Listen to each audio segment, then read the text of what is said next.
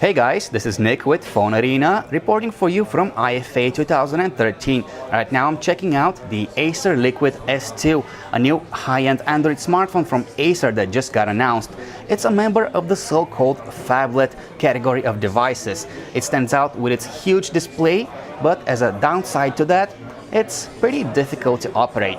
On the bright side of things, you get a huge display which is great for media consumption. So let's say a few words about the design of this smartphone. It comes in black. It has a matte black finish which doesn't attract fingerprints, which is good. But if you prefer something a bit more exciting, there is a red version of the Acer Liquid S2 coming as well. Overall, the design is okay with a few colorful accents here and there, like the speaker grill up top. So let's move on. The display on the Acer Liquid S2 has a resolution of 1080 by 1920 pixels, the so-called 1080p resolution. It's of the IPS variety, so it has great viewing angles, very good color representation, and overall we're very satisfied with this display.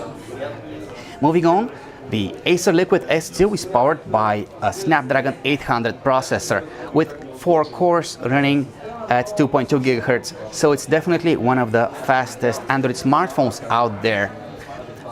Also, you get a 13 megapixel camera on the device's back, and what you see here are actually LED lights. So that's right, the Acer Liquid S2 has not one, not two, but 4 LED lights to help in those low light situations. But what's really interesting about the camera on the Acer Liquid S2 is that it supports 4K video recording, which should offer several times the resolution of traditional 1080p recordings that most top-of-the-line Android smartphones can record right now. So a few words about the software on this device. It comes running Android 4.2, and the interface has retained its stock form for the most part, although we see a few customizations from Acer, including some new widgets and stuff like that. You also get Acer Cloud, which is the cloud feature provided courtesy of Acer. But last but not least, you get the so-called floating apps, which you can launch by holding down the multitasking button, and these are just tools that hover above the user interface. You can quickly use them whenever you need them without having to dig through your app drawer and then close them when they are not needed anymore. Last but not least, the Acer Liquid S2 has a 3000 mAh battery, and while Acer isn't giving us any specific details as to how long it should last on a single charge, chances are you'll get well over a full day worth of usage with this device.